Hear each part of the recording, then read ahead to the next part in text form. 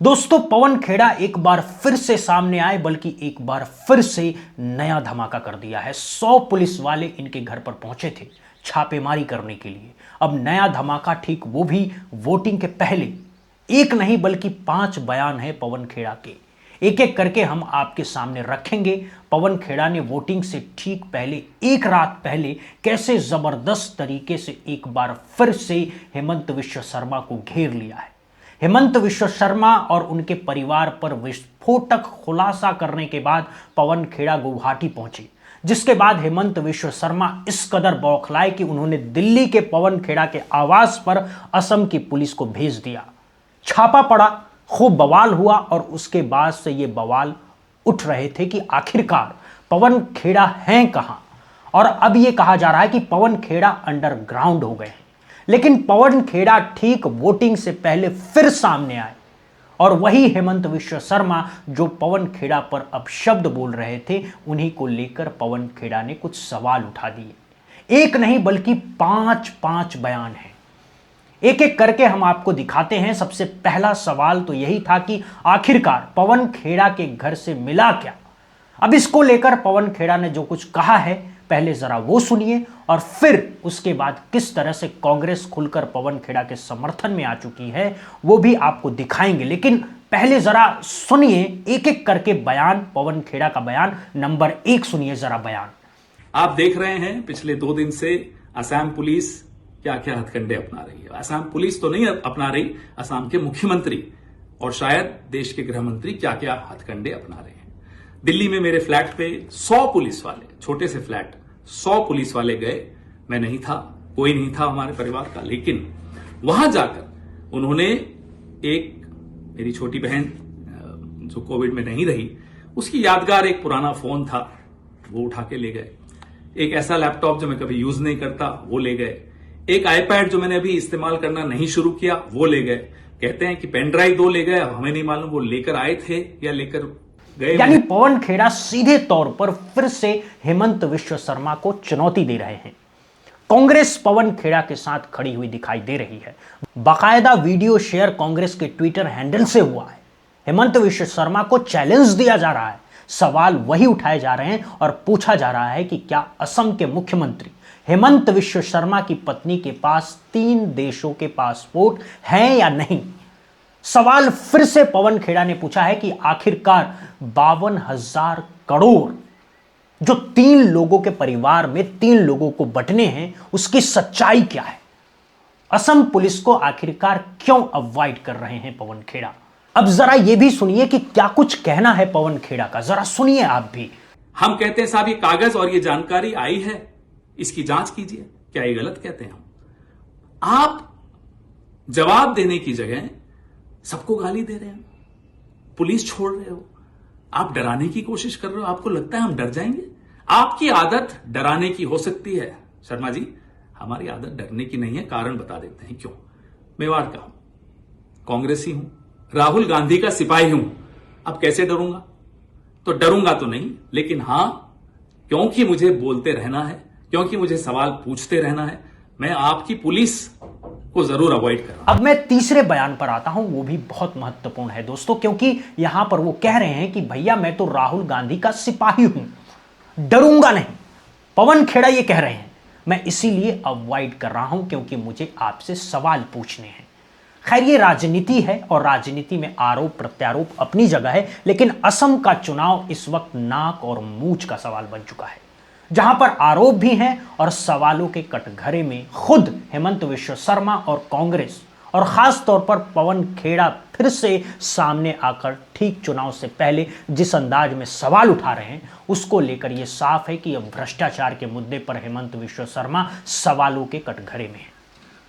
अब पूछा जा रहा है कि आखिरकार आप, क्योंकि पवन खेड़ा कह रहे हैं कि मुझ पर अपशब्दों का इस्तेमाल कर रहे हैं, लेकिन हमारे जो सबसे बड़े नेता हैं 85 साल के बुजुर्ग मल्लिकार्जुन खड़गे, उन पर ऐसी भाषा का इस्तेमाल क्यों कर रहे हैं।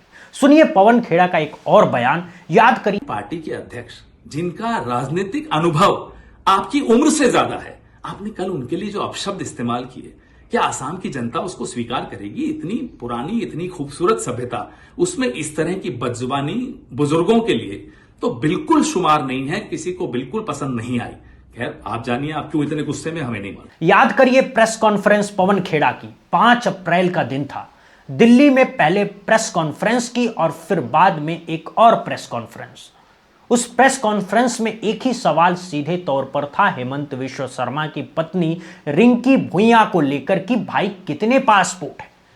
3 पासपोर्ट है। कहां कहां के पासपोर्ट है? यह सवाल पवन खेड़ा ने फिर से उठाए। पहला पासपोर्ट संयुक्त अरब यूएई का, दूसरा पासपोर्ट एंटीगोया, तीसरा पासपोर्ट मिस्र का, और आरोप सीधे तौर पर पवन खेड़ा ने एक बार फिर से लगाए और जिसमें हेमंत विश्व शर्मा को घसीट लिया। आरोपों की राजनीति में सीधे तौर पर मुस्लिम विरोधी होने की बात की गई है। भैया हेमंत विश्व शर्मा तो खुद मुस्लिम विरोधी राजनीति करते हैं, मगर उनकी पत्नी के पास 2 मुस्लिम देशों के पासपोर्ट कैसे? यही सवाल एक बार फिर से पवन खेड़ा ने सामने आकर उठाए। और वैसे भी हमारे भारत में कहा जाता है कि एक ही पासपोर्ट एक व्यक्ति के, लेकिन भारत में कोई 3 अलग अलग देशों के पासपोर्ट कैसे रख सकता है? यही सवाल अब भी जिंदा हैं और उन्हीं सवालों को पवन खेड़ा उठा रहे हैं। सुन लीजिए एक बार और बयान। अब कुछ और जानकारियां आई हैं, वेबसाइट्स हैं।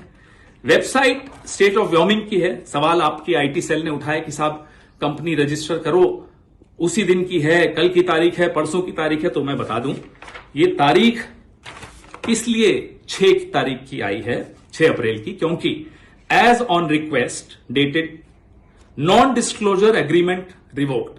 तो जब नॉन डिस्क्लोजर एग्रीमेंट रिवोक हो जाती है, जितनी भी जानकारी प्राइवेट थी वो पब्लिक हो जाती है, वो तारीख उसकी होती है। फाइलिंग और इनकॉर्पोरेशन में फर्क होता है। ये फाइलिंग की डेट्स आप दिखा रहे हो, मैं इनकॉर्पोरेशन की बात सवाल पूछ रहा हूं कि ये जब नॉन डिस्क्लोजर एग्रीमेंट रिवोक हो गई तो जानकारी आई, कंपनी का नाम भुयान प्रॉपर्टीज एलएलसी, एड्रेस वही जो व्योमिंग का बार बार आ रहा है। Additional article, manager authorised member Riniki Bhuyan Sharma. ये अब नॉन डिस्क्लोजर के बाद की जानकारी डिस्प्ले होनी शुरू हो गई। Identification nationality Antigua and Barbuda, date of birth 31 July 1973, remarks citizenship by investment, other nationality yes bracket multiple. ये उनकी वेबसाइट पे लिखा है। हमें लोगों ने कहा उस वेबसाइट पे जाइए, दिख जाएगा। दिखा, हम आपको दिखा रहे हैं और सवाल भी साथ में पूछ रहे हैं और जांच की मांग भी साथ में कर रहे हैं। यानी असम पुलिस पवन खेड़ा को ढूंढ रही है और पवन खेड़ा कांग्रेस के ट्विटर हैंडल पर आकर सवाल उठा रहे हैं। सूत्रों के हवाले से देश के होनहार मीडिया क्या चला रही है कि पुलिस को कुछ आपत्तिजनक सामग्री मिली, यानी नेता नहीं मिल रहे, सामग्री मिल रही है। और सामग्री मिलती है तो सामग्री की डिटेल नहीं मिलती, क्योंकि किसी ने बताया नहीं कि पवन खेड़ा के घर से क्या क्या मिला। मानहानियों से भरी ये पूरी की पूरी राजनीतिक कहानी अब सीधे तौर पर उन आरोपों पर आकर टिक गई है, जहां पर हेमंत विश्व शर्मा को चुनौती दी जा रही है और पवन खेड़ा को पेड़ा बनाने का दावा करने वाले जो गालियों का इस्तेमाल करते हैं मुख्यमंत्री, अब उनसे खेड़ा फिर सवाल पूछ रहे हैं वेबसाइट पर छपे पते के बारे में, पूछ रहे हैं सऊदी अरब, लंदन और ढाका बांग्लादेश का जिक्र करते हुए कि सच्चाई क्या है। सुनिए पवन खेड़ा का एक और बयान। रिनिकी भुयान शर्मा, इसी वेबसाइट पे क्या लिखा है साहब, care of Bhuyan properties limited LLC company है व्योमिंग में, उसमें उनका एड्रेस दिया हुआ है Riniki Bhuyan Sharma, Bhuyan properties limited, 96A Plashet grove, London, England, E61AB। Other addresses, और भी एड्रेसेस लिखे हुए, 1 address number 1, 12 festival city, Dubai, UAE। Second address Sena Kalyan भवन, 195 मोती झील, ढाका, बांग्लादेश। ये सब व्योमिंग की, स्टेट ऑफ व्योमिंग की वेबसाइट पे, जो नॉन डिस्क्लोजर एग्रीमेंट जब रिवोक हो गई उसके बाद आया। यानी राजनीतिक लड़ाई के बीच में हेमंत विश्व शर्मा भ्रष्टाचार के आरोपों में पूरी तरह से घिरे हुए दिखाई दे रहे हैं और कांग्रेस लगातार उनकी कमजोर नब्ज को दबाने की कोशिश कर रही है।